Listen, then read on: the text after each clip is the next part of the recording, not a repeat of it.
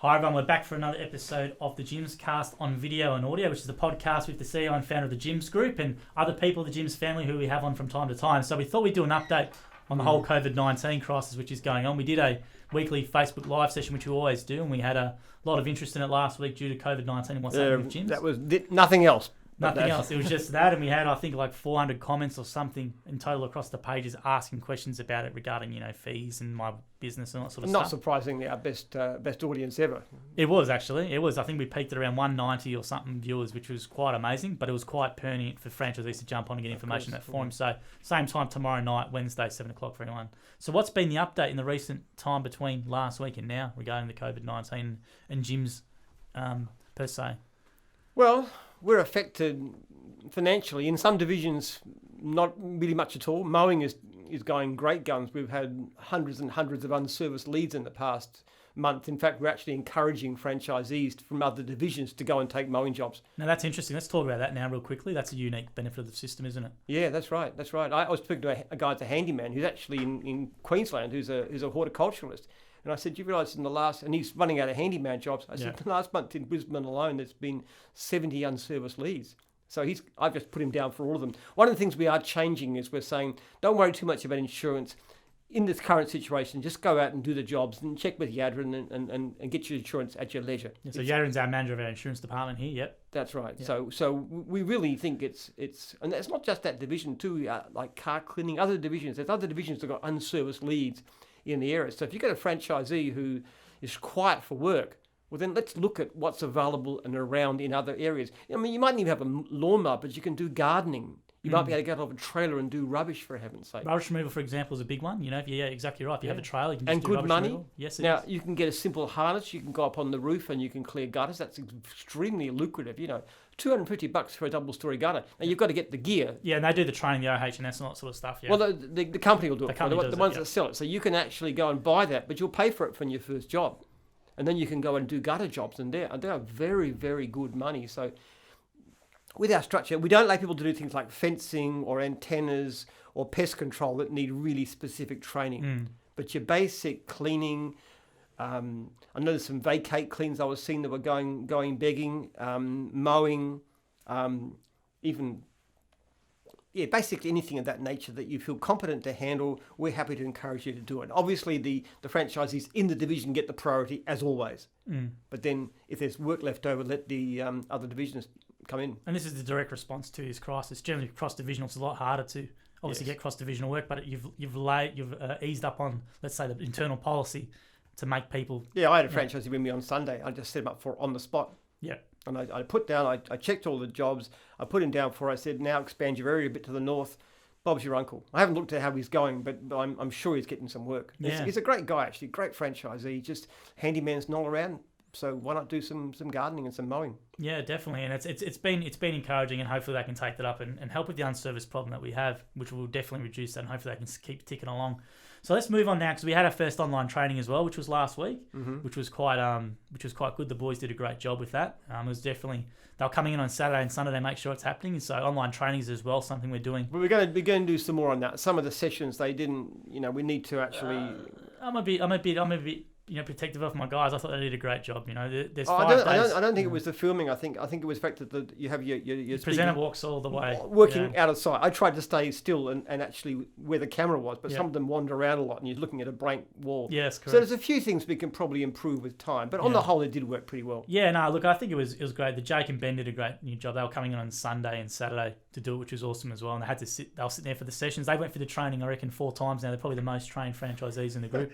Our 2 videos. If they wanted a franchise, you wouldn't have to. That's exactly right. Any more training. Wouldn't. Yeah, so they're listening out here now. They can maybe take him up on the offer. And you're putting a system together so that it'll be ready by the end of the week. Yes. So that somebody can just go online and they can run the whole course with all the assessment, everything there in one place. Yeah, so the plan basically is there's a system called Talent LMS, and a franchisor called Manny Van Buren from WA does this stuff for building inspections, and he put me onto it. And it's basically like if you did online university. Anyone did online university, there's a lecture, you download the slides, and there's an online quiz, and you put them into unit format. It won't be as top shelf as those products, but it'll be pretty close to it. And it's basically exactly the same material. You'll have it all there. The onus, though, is on the person, though. You've still got to be responsible for your own learning in some way. We do know how long someone watches the course for and that. That's why we're going for the And we'll program. also check. We will check. We want the answer. In that sense, it's a bit more rigorous because you could almost sleep with your eyes open during one of our courses. In this one, you actually have to answer the questions to get through the course. That's true, and that's very true. So we actually will. You're right. In the initial training, sometimes it can be hard to focus for the 3 days or the 5 days, depending on what it is. You can probably get away with dozing off a bit sometimes, but in this one, you have to answer the questions. You have to watch the material, and we actually do know how long an individual person has watched. So if someone goes in there and somehow passes, they've only watched 20% of the thing, we're not going to pass them.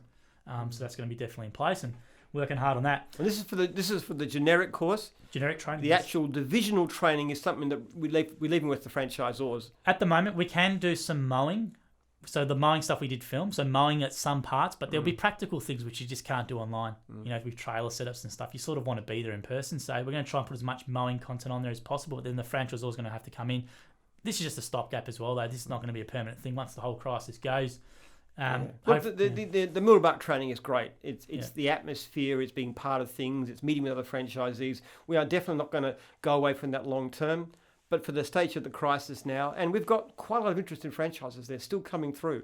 Well, now's it's a bad time. It is a bad time. I'm not trying to downplay the situation, but it's a great time to learn something. Because if you've got time on your hands, and a lot of people are bored at home. I'm struggling to find any gym equipment, for example, but it's a great time to learn something new. And the process of buying a franchise is not a 2-week process, right? It could take months. You have to talk to your partner and whatever. So if you start the process now, you learn all the information you can. By the time, hopefully, everything goes back to a little bit of normality, you're going to be run off your feet with work. But the other side of that too is that some divisions like fencing and mowing are still very, very busy, and even with unserviced leads. So when so much of the rest of the economy is in meltdown, it's a safe environment. It's a place people can go to where there's money to be made, and good money too. Well, I think that feeling of people being made redundant, it's a horrible feeling. I can imagine they don't want to feel that again. If you don't want to feel that again, whether it's with gyms or whatever, something else, doing your own business or a franchise business, you are in control of your own destiny. So I think it's a good option for people hopefully looking. It's not trying to prey on the crisis, which some people might say we're doing. It's absolutely not. We just know the price, there is work there for some divisions still, and that the process of training itself, it can take a while. So hopefully by the time they do the training, they're ready to go. They're back to a little bit of normality. Look, one of the positive things is we've been working on customer service for years. And as the levels of complaints have come down, so the level of unserviced leads has gone up. The demand for clients has been dramatically greater in recent years since the survey system and so forth come in. What that means is there's an immense reservoir of goodwill and there's pent-up demand that we are now more able to take advantage of. And I do know that many independents are ringing up Gyms Plus and are desperate for work. We've got one person's actually joined us because we've got work and they don't have any work. Yeah, I think people underestimate how good our leads are and how much work we do have, and how hard it is to generate work for yourself as an independent. People just think, you just do a few letterbox drops and that's it. Well, it's a lot more into it than that. I'm actually pretty positive about the way things are going. I think it's very scary and worrying, and I certainly feel for franchisees who are quiet for work. And I know a number of franchisors are actually doing proportional discounts on fees, which is their decision. It's not to do with national. All we say is if you reduce your fees by 40%, we'll take our cut by 40% too. So we have had a hard time, but on the whole, I think things are turning around. The rates of infection are slowing. The social distancing thing is working. I don't think restaurants are going to be open anytime soon. But also the stimulus that's just come through in the last day makes a big, big difference because all these people who've been put off work can now afford to get work done. Well, the JobKeeper allowance, they call it. And I think as of now, I think it's $320 billion in total, the whole stimulus package is. And that was when we were talking about the other day, the JobKeeper allowance, which was the $1,500 a fortnight. Thing to keep people on. But look, it's a great system. I love the way he's done it. I know in the UK they were talking about giving people 80% of their income. That to me seems grossly unfair. Why should somebody who's on a lawyer or management salary get paid a huge amount and somebody on a restaurant worker get paid so much less? It's not viable. Yeah. So I think what Scott Morrison's done has been very fair. It's been drastic. It'll help those who need it. And my feeling is that look, it's been a pretty horrifying year for many people, but I think we're probably almost through the worst of it. Well, to be honest, I've been quite impressed with how he's handled this part, to be honest. Obviously, the bushfire thing I wasn't a fan of too much, but I think in regards to what he's doing now, I think you can't win. And it's quite funny, the comments that people write on these things regarding him. No one else could do that job. You know, and I think he's done There's got to be a balance too. I know. What do we say the total deaths from the virus is now? Like 68, was that? I think it's around 116 or 118. 116. I could be wrong. But put this in perspective. Every year, something between 1,500 and 3,000 Australians die from flu. That's correct. Yes. And those people who are dying, many of them would have died anyway because they've obviously got very severe heart or problems like diabetes and so forth. So it exaggerates the number. Now, so as a current health crisis, it's not all that serious. The big danger, of course, is that it could have got worse. That if you had people flooding the hospitals and unable to get ventilators and stuff, that would be very serious. So I totally support, and Jim's group totally supports keeping the infection down and social distancing. And everybody is very, very cautious. Most of the staff here are working from home, including all the call centre. We all keep a very big distance between ourselves. We wash our hands all the time. I've stopped biting my nails. We're doing everything we can to reduce the load. And that's not a matter of personal survival because none of us here are really in danger. It's that we might catch it and give it to somebody who could die, who's vulnerable. But given that we're doing all that, I think we're coping with it all very well. And I think the balance has been good. The idea of a New Zealand type lockdown where nobody does anything, I think is over the top. Because one of the problems too is that there's a real cost to shutting down an economy. People lose their jobs. They get in despair. They drink too much. They might commit suicide. Who knows? Lots of bad things can happen. So we've got to have the best possible outcome for health, but also we've got to manage the economy too. And there's a little bit of a balance there. Yeah, I had some questioning. I had some questioning from Jake who wrote down some before, and the first one I sort of got a bit up and about, which is what you just touched on. Does Australia need to take the proactive steps of New Zealand and shut down? And I think it's an irresponsible proactive step to completely shut down something when unnecessary. And they keep citing these deaths, but it's all speculative. I know they're taking advice from multiple parties, but you've also got to look at what's been working too. Now, a country like South Korea, for example, which has handled it very, very well. Now they're going down, yeah. Their infection rate's dying off. Correct, yeah. And they haven't shut down the economy to any significant degree. But what they're doing is things like they're getting testing done, they're tracing contacts and so forth. They're putting people into isolation who are at risk. They're looking at overseas travellers. These things have actually proved quite effective.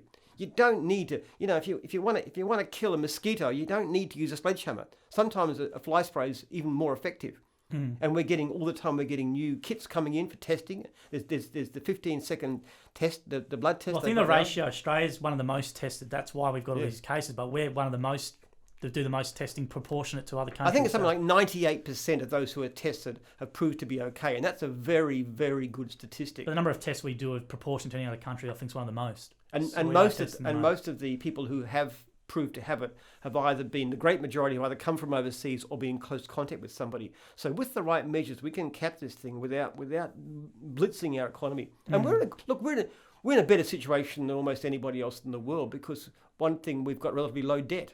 Our debt as a proportion of GDP is only about 20%, which means you can afford to borrow big and spend big, as the government has done, without crippling our finances. Places like Greece and Italy are in a much worse situation than we are. Oh, absolutely. Yeah. But with New Zealand itself, so what do you think, how do you think it's going to affect them long term with New Zealand? Because they've gone through, 3 to 4 weeks, they've just gone bang and shut it down.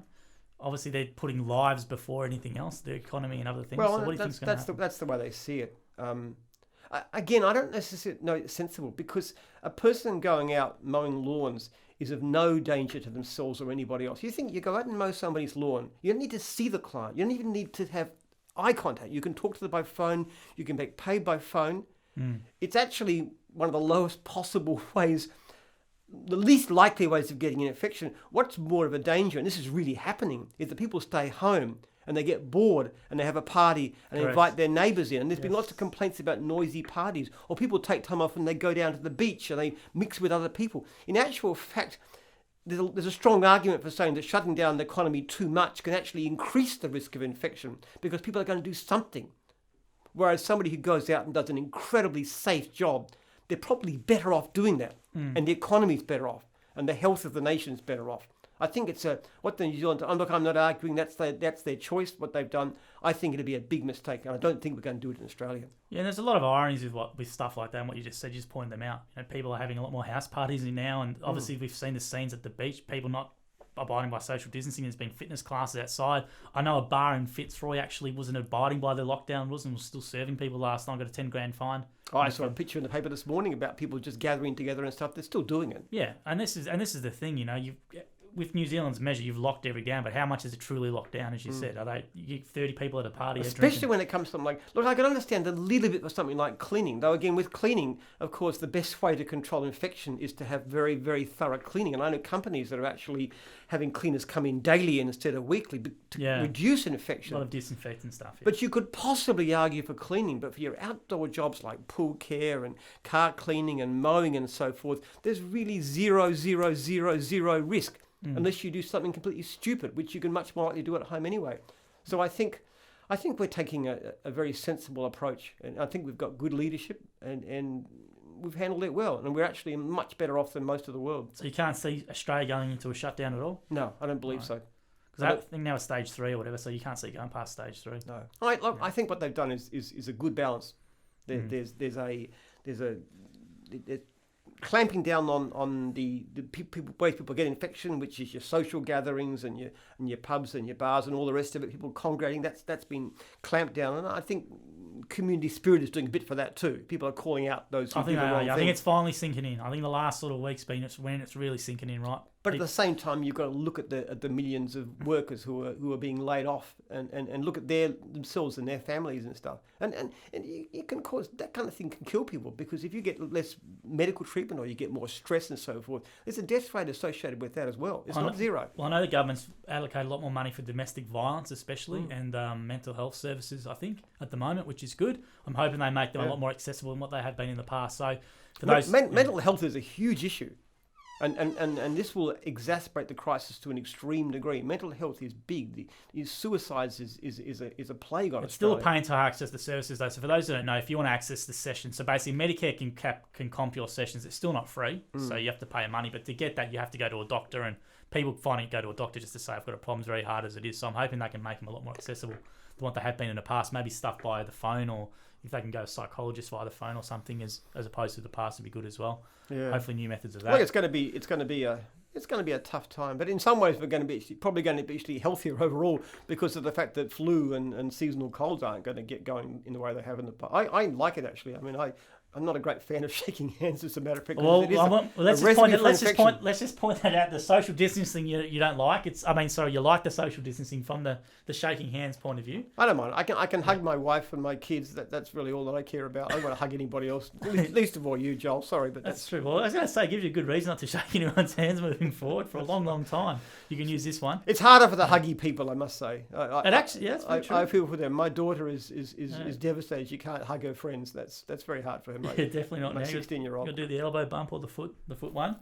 Now, with the stimulus package we touched on before, do you think that was the best way to go, or could the funds have been used differently to how they've used them so far? I think it's perfect. Right. I really do think it's directed at the people that need it, and of course, by directing it to them, not only you look after them, but you look after the rest of the economy too. And I think I like the amount. I think it's very fair. It's basically aimed at what a base level worker is. So people like on the minimum salaries and the casuals and so forth, they're fully compensated. It's great for us too, because we can actually with this we can actually take back people who were let go from foothills. We've got some wonderful staff at the conference centre here, and we've had to let most of them go. But now we can actually take them back. We'll find something for them to do or nothing. But at least if we hold on to our great valuable staff. In gyms, we've managed to avoid that. We've trenched a little bit in software development. We have had to make some cuts. And we have put people down in their hours a little bit just to cope with the crisis. But basically, I want to hold my staff. Yeah. I want to hold my great people. And so that we're going to be still here because that's the hardest thing to replace. Well, I definitely think companies can definitely make a lifelong employee out of this process. So companies should look at it that way. Like, even though their bottom line might be affected, that worker who might be there for the next 20 years because they were loyal to them during the process, during this time, they might be now a loyal employee when they might not have been before. So I think loyalty goes both ways. So hopefully companies can be loyal to employees, and I'm sure employees hopefully reward companies back the other way moving forward, and that's good to hear that. So what do you reckon so let's talk about, what do you reckon of this stimulus package itself? How long, it's a bit hard to say, but how long do you think it will take us to recover from this whole thing? Well, they're talking about 6 months, but we don't really know. I mean, so much depends on the levels of infection. I mean, the levels of infection may go down so low that we can, cautiously go back to normal life, particularly if testing becomes almost universal, that we really know everybody who might have it, and we know who's safe, and constantly test. We might get to the stage where in a few months restaurants can open again and life can go pretty much back to normal. I mean, I hope people will still be cautious, and certain things of social distancing and hand washing and those kind of things can continue. I don't perceive it as being, especially with the way the government's reacted, which I think is very sensible. We're getting in new ventilators to help if people do get sick. Well, Tesla, you've got Volkswagen, I've been informed, are all changing their production lines to do respirators and all sorts of testing is a big thing. Testing and contact tracing, if we can get that under hold, I would hope that within a few months the economy is going to be fairly much back to normal. And I expect Jim's to probably have overall a good year. I feel for the guys who were off. I know some franchisors have, as I said before, have reduced their fees across the board. We're also saying to franchisors, by the way, who are in strife financially in some of those divisions that we're not going to terminate or breach you or make you non-compliant if you can't pay your fees this month, for example. We're giving a bit more leeway because we understand their situation. And it's still a fluid situation. People want us to put time dates on things, but it's a bit hard. Month by month is generally probably the best to go, I would think, because things can change so quickly, as we all know. Well, compared with 2 days ago, the news to me is better because the infection rate is flattening out, and you've also got the job stimulus. So it's good news, really, and it does change. And next week, who knows, something else. And hopefully for franchisees as well, because a lot of our franchisees had employees, and I know that before the JobKeeper announced that, they probably had to lay a few of them off. So maybe they can help get them back on, and it sort of alleviates a bit of the guilt that sometimes it comes with letting someone go as well. It's not very hard to replace. If you've got a good worker, it's very, very hard to replace them. Franchisees know that because they're always looking for really good workers. So this is incredibly good news for our franchisees who can do it, because many of them have quite a few workers. We've got franchisees turning over in the millions of dollars a year, and they want to keep their great guys too, as much as anybody else, as much as our conference centre, as much as everybody else. We're lucky in Jim's because we're a sort of a white-collar head office. So we're not affected too much by these things, and our people will be able to keep their jobs. But franchisees in the field, if work goes down, it's great to be able to offer that to them. Well, we do have franchisees suffering, and we're not making light of that and saying everyone's... No. There are some franchisees in some divisions who are doing it tough, and obviously it could be a mental thing as well. We, as you said before, they could be already struggling in their business, and then this comes along. It's not an easy time for them. But the striking thing is that in many divisions, the work hasn't died down at all. Especially those that are particularly outdoors. We've done extraordinarily well. Yeah, if you go into someone's home, they're the ones, right? They're into someone's home. There's a lot of fear from customers, obviously, as you would have fear from customers. Yeah, I was speaking to, I think it's Dave who does our test and tag out there. And actually, Alan, sorry. Was it Alan? It's Alan, is it? I think it's Alan, yeah. Yeah, and it's great for him because he can go and do the whole place because the call centre's shut down. They're not there. So it's a really good job for him. But he has lost some other clients. He said half, I think. Yeah. I think he said half. But that's test and tag's purely business to business, so that can be understandable. But I know that cleaning as well. I know they've released a new disinfectant service, which they've always been able to do, but they're just promoting that now as well. I've seen some great things though. There was one thing that one of our franchisees gave to all their clients, which is just showing them how carefully he's avoiding infection and how they can keep themselves safe.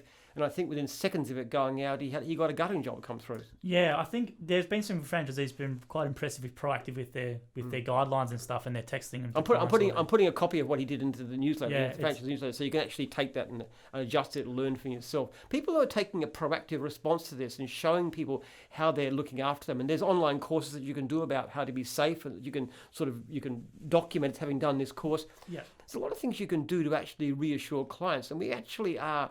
In reality, we're very, very low-risk people, very low-risk contact, very low-risk professions. Well, I saw a few. Look, the reason why I believe so is I saw a few negative comments from some franchisees. And me personally, I'm not. I can understand the franchisees are hurting and thing, but I sort of think the answer they want is they say, "What does Jim do for me?" I think it's you personally. Obviously, there's support from you if you need it, and we make that offer. But for me, I don't think they're satisfied until you said, "Oh, here's $50,000." You know what I mean? I don't think any other answer would satisfy some people at the moment besides, here's $50,000 or what's Jim doing for us? That's the comment I get all the time. Yeah. And it's very frustrating for me because when you say, I know there's some, let's say cleaning's a good example, right? You have some franchisees who are doing still pretty well because it might sound harsh, but they did the certificate, they got proactive, they got the text message. They might have lost 20% of their business or whatever. However, they've got 80% still, and they've been proactive with all the measures you said. Whereas you have some other guys who just sit there and might not do anything, and just because the leads dry up, you need to hustle in this time, unfortunately, if you're a business owner. I don't think any other answer would satisfy me. It's quite frustrating. So I have to deal with the comments online and stuff. It gets frustrating. People have an exaggerated idea how much money I make from this thing. I know somebody made a comment on. They said, "Well, you should stop giving your money to the church. You should stop giving money to the church." Yep. And I said, "Well, actually, tell you what. If I gave all the money I give in my tithing to my franchisees, they get 10 cents a week each. So if that's going to make a great deal of difference to your lifestyle, I don't know what you're eating." I'm not making light of it. I just think we've talked off camera this before. I think it just comes down to a bit of a mindset. I remember talking to Ali Olmes. Ali Olmes started right in the GFC, probably the worst time to start. Okay, and I remember him, this story, this is online, so you can go and see this as well. But he kept saying to Haydar, I think it was, not blaming, but saying all these other things are, what's happening. And then Haydar kept pointing the finger and said, "What are you doing about it, though? Don't worry about that. But what are you doing about it? What are you doing about it?" Then he started going proactive with his mindset. And, he's CEO of Jim's Cleaning Group now. He's highly successful. I just think in these times, mindset's massive, positivity is massive, proactive is massive. Go to your franchisor and say, "Can you give me 10 tasks that I have to do today?"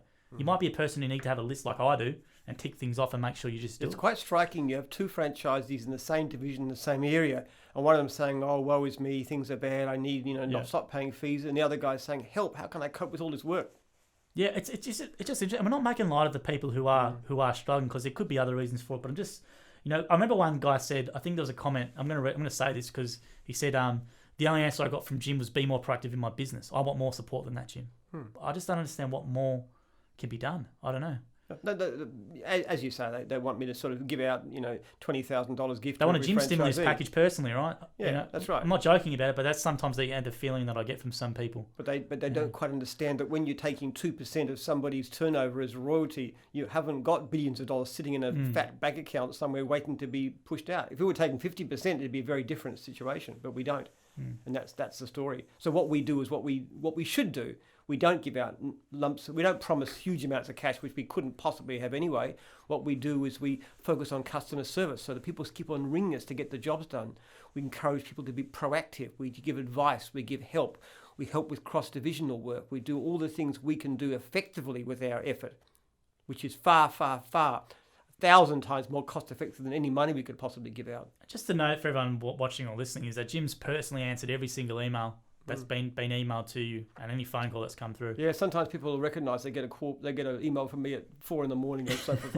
I do. You've had so much work on. Yeah. Respond. I really, really work to respond to every person who's approached me, who's phoned me, who's emailed me. Email is always best, and just make sure I give everybody a response. Yeah. Which has really been quite a busy time. And you've been quiet, but in terms of communication from National, it's almost been like a weekly thing, and plus we have the weekly Facebook Live where we encourage people to keep coming on there. I don't know what answers we can give beyond last week, but I think there are some situational updates regarding some divisions. I know you're doing a newsletter, which is coming out soon as well. We change our policy too. It's good for me to hear from franchisees, not only because I can help them very often, but also because it tells me what's going on and it knows how I can do and what I can do. This thing with the cross-divisional is a perfect example of that. Yes. And that just came out of that conversation at the weekend when somebody who's a great guy, really, really great handyman, I can tell from the ratings, like a 4.9 or something like that. Yeah.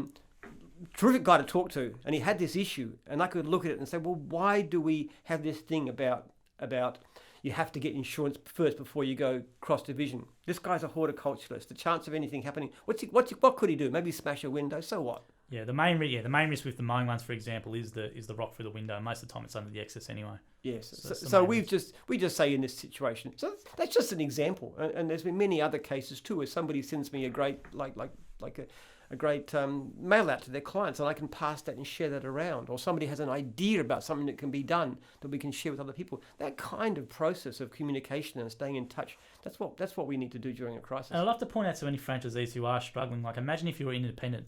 What could you, my point of view is who could you go to? That's the reason why we go to the gyms. We always say support, but now is the time to definitely just rely on that support and use your franchisors, use your divisional. If you need them, we get some pretty bad feedback from independents. I tell you what, the people are desperate. They tell me in Gyms Plus, it's. So what are you hearing from them at the moment, the independents? Oh, they're very, very short. They're far worse off than we are.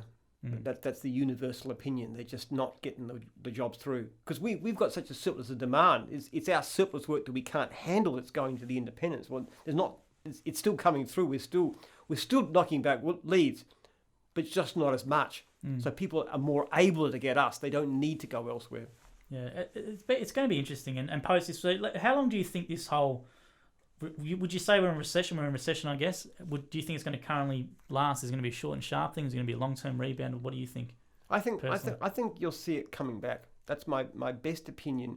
I don't think people, when they see and understand that there's no real danger, I don't think people are going to stop getting their houses cleaned. They're not going to stop. Actually, antennas have been fairly busy because people they're stuck inside. That's a one that came out last week, actually. I think it was Aaron, who's a franchisee around here from antennas. He said he was flat out because people are so paranoid about the shutdown. They wanted to make sure they had all their internet and everything else set up properly. So it's actually been good. Home Fresh is obviously doing brilliantly. It's been the best start you could possibly have. Home Fresh is flat out. You couldn't design a better time to start a business than them. They're getting like $500 orders, and it's great stuff too. They bring big to the office. So we're doing strikingly well. Most franchisees are actually reasonably busy still. We've had a good time. As to how long, my opinion is that I don't think it'll be over till we get a vaccine fully, which could be in 18 months. But what I imagine is going to happen is it's going to be a gradual improvement with time as people get more money, as people get used to staying away from danger and so forth, and safer habits and so forth. I think it'll get better.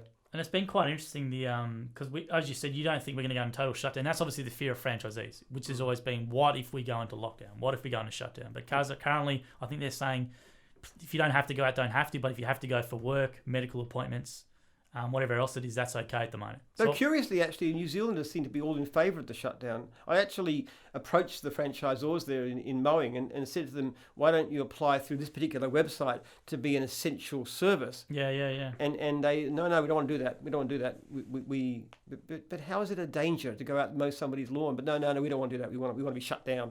That's their choice. Well, that's their opinion. That's the medical opinion, and then the government's taking that. But I think our government's done it beautifully. I don't think a lockdown would achieve. People tend to rally around the flag at these times. They tend to support their leaders, which I think is what's happening. So they decided that was the way to go, and they've done it. And I'm not arguing that's what they chose, but I'm glad that we chose a different path. Well, what a time for Scott Morrison, from the bushfire and then to this, right? So it's been I think he's done well. The National Cabinet's good.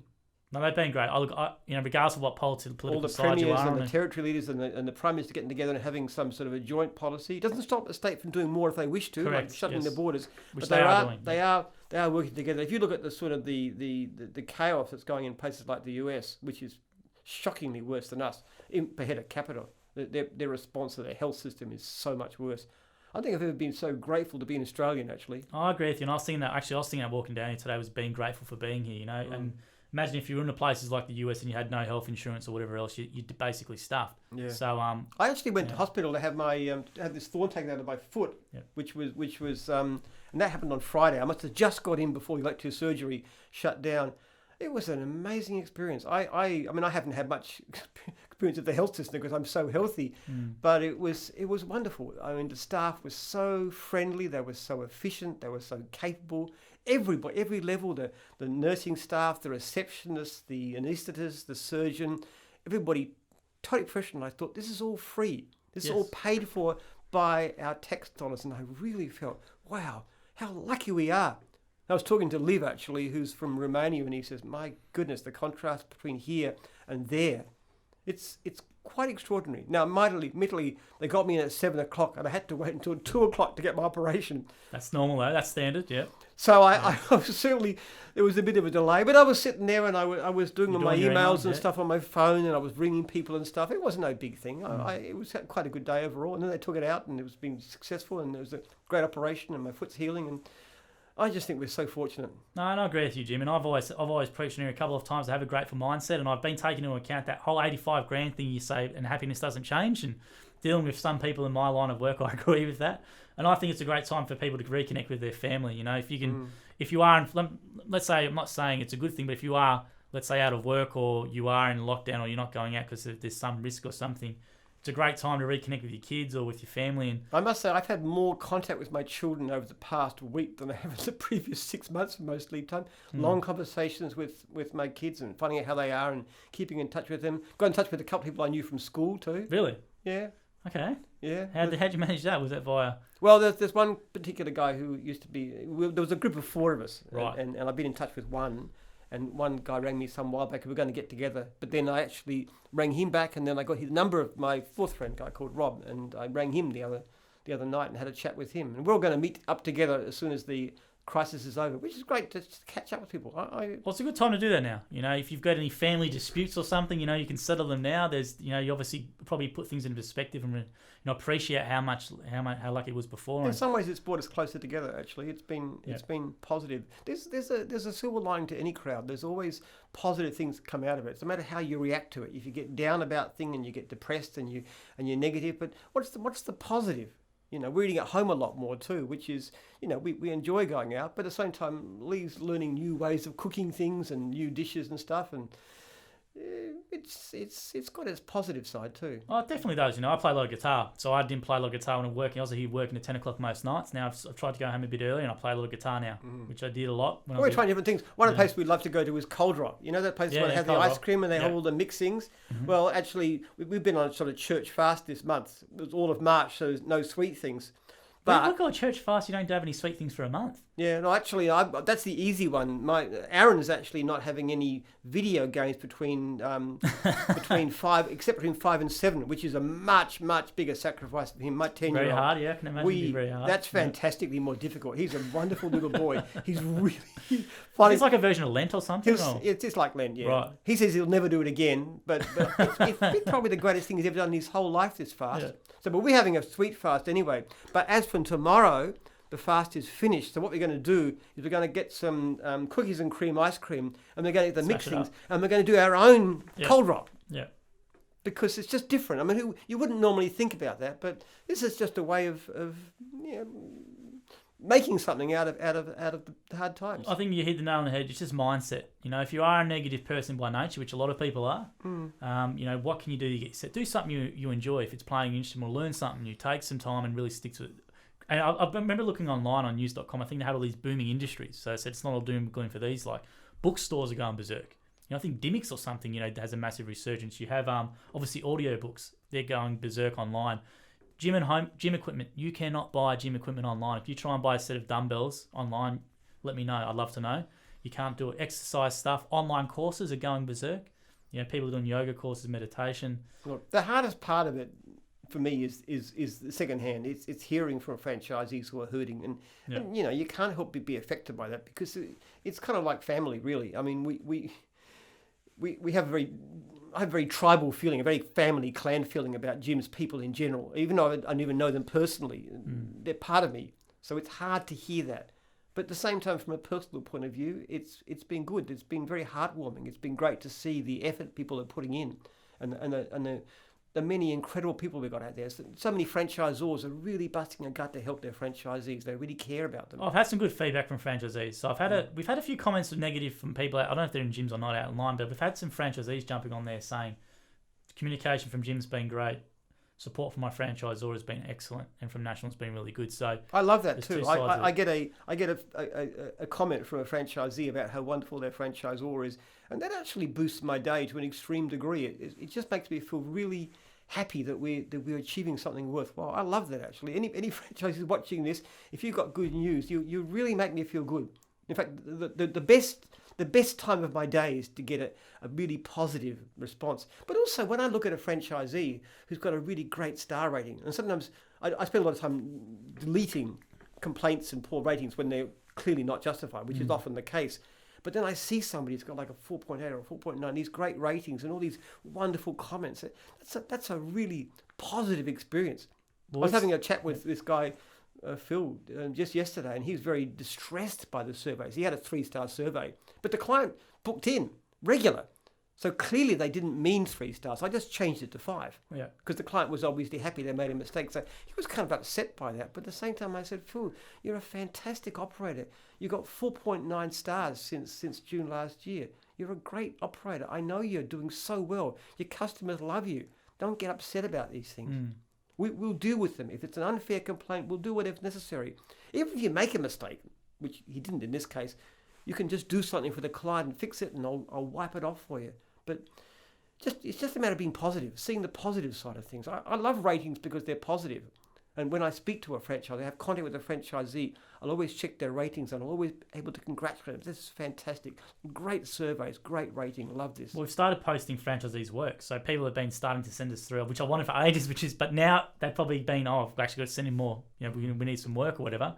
They're actually sending me before and after for jobs and stuff, which has been good, and we've been posting that. Actually, one of the best decisions I made recently, and this was very much too because of franchisee feedback as well, was the decision that said that if you satisfy the client in any way, we remove the complaint, we remove the bad survey. It doesn't matter what went wrong, as long as you go back and fix the problem with the client and make them happy. I think that's been very, very positive because you've got all these situations that people are going back and they're doing jobs again, or they're offering freebies, or they're doing whatever necessary. And that's great from their point of view too, because it's talking about how they can make up for a mistake, but it's also from the client's point of view. What does that mean? And that client's going to say, wow, this is what happened with Jim's. Nobody else does this kind of stuff, but Jim's really went out of their way to help me out, and they appreciate us. And that means in the end, not only do our franchisees feel better because they get their complaints wiped, but also the clients feel better, and they're going to tell people. And in the end, that'll give us more and more work. I'll give you a good example of this. We had a Mowing franchisee who I met last year. They had a bad experience with a Jim's handyman. I don't know if he's still there or not, but that got referred to the regional franchisor, which was Archie in our office.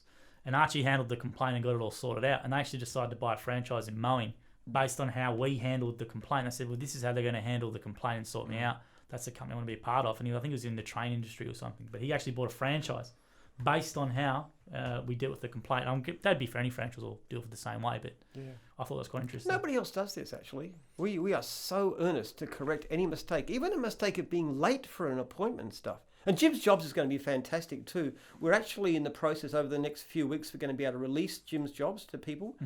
And I hope will be a big move across that. And that's going to be fantastic because one of the things it'll do is get rid of a lot of unfair complaints.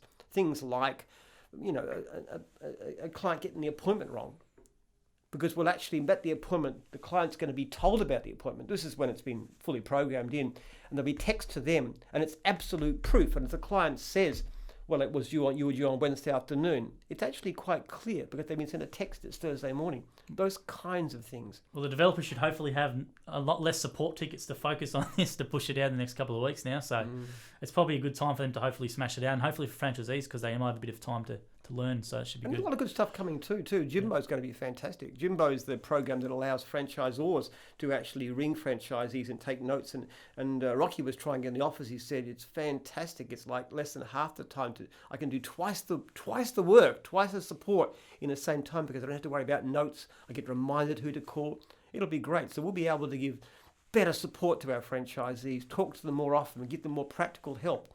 I think Jimbo's quite revolutionary. I know Jim's has some tech fails sometimes in the past with previous stuff, but I think the process with it and the UX, the user experience design process, getting franchisors involved, like Rocky and some other ones during the whole thing. So it's actually been designed by franchisors and based on their feedback. We've put a lot of effort over the last couple of years into all kinds of things, into Jim's Jobs, into Jimbo, into improving our systems of customer service and surveys and all the rest of it. And I think it's paying off. It'll pay off big. We just need them out. We just need Jim's Jobs and Jimbo out. Once they're out, then people can see how Jim's Jobs is basically they're very close. Within the next week or so, we'll start dishing it out to franchisees to trial in the field. And then the floodgates are going to come in. We want this, which is going to happen when fine. But I think in the base product itself is going to be pretty good as a good start. So I'm looking forward to it. Well, my prediction is that we're going to have a good year. Yeah. I know that sounds bizarre in this present situation because people are so scared and so doom and gloom, but I think between the way that Jim's is going, the changes we're making, have made and are making in the future, between the government stimulus, between everything that's going on, I suspect we'll have one of our best years ever. Yeah, and I think to people, what you said before, be grateful you're in Australia. That might sound like a really flippant comment, but I'm not being sincere in that. I have a grateful journal where I write down 3 things I'm grateful for every day. I constantly do it because that negative mindset that we all have creeps in. I just think being grateful that we're here. I couldn't imagine being in another country during this. I just don't know how would you go. We have that exercise too, but we call it prayer. Oh, you call it prayer, right? Yeah. So when we meet together for a meal, we thank God for all the good things that he's given us. Thanks for the food, for the family, for safety, for security, for the fact that the business is going well and so forth. I'm a little bit different. I probably thank scientific evidence, scientific process, scientific. Yeah, that's got to be a bit different. But no, I appreciate that too. Yeah, no, but that's God's work as well. Oh yeah, well that's to be that's questionable. But what we'll say is the gratefulness mindset. I think the positive attitude. I know it can be very hard. It can be. I'm not trying to be flippant when we say this, but I think we have seen with franchisees. You have some who are extremely positive and they have taken a hit. Like, I'm not going to make a lie about that, but we can use this to do other things in the business and whatever it is, reset things, business goals, but they're still working. Then you have other guys who throw their hands up and want almost like a personal cash relief. I would say the vast majority are in the first category. The people I've spoken to, had contact with, the ones who are negative and having franchisors who are positive, who have a sense of direction, makes a lot of difference too. Absolutely. It's something we've discovered. Surprisingly important is the actual character of the franchisor and how well franchisees do. If you have a good franchisor, somebody who cares about franchisees, somebody who has positive ideas, who can encourage good behaviour, who can help them to get past difficulties and show them what to do, it makes a lot of difference to people's success. I agree, and I completely agree. Not everything your franchisor or national do is going to be perfect during this stage. I don't think anyone can do a perfect response or write something that's perfect because someone's not going to have a problem with it. But the point is that everyone's trying their best. It's a malleable situation, and we'll keep responding as we need. We're not going to go into lockdown, hopefully, which has been good for us. And all our franchisees can do everything with precautions as necessary for any customer who's listening to this. Please use your local gym. Just everybody stay safe. That's the biggest thing. We don't want you to catch it, and we don't want you to pass it on, even if you're not at risk, which I think is very important principle. It's a matter of, I wouldn't, if I got the virus, the chance of me dying is insignificant because I'm so healthy. I've got no underlying health issues. But what if I pass it to somebody who could pass it to somebody? Well, that's the whole thing, Ryan. That's the point, isn't it? So we want you to stay safe. We want you to be responsible citizens and look after each other as a country. We need to hang together in this one. That's it. I think that's the key. We'll leave it there on that point, which is hanging together. Make sure you tune tomorrow night for the another Facebook Live session. I'm sure there'll be a COVID-19 questions again coming through that, which is fine. Please do it. Maybe some other things as well. There might be some questions about your food prepping, whatever. But please tune in tomorrow night. As always, it's a great time if you're a franchisor, bit uncertain, jump on that. Make sure you subscribe and leave us a rating on the podcast. So thanks for that, Jim. We'll leave it there for this week.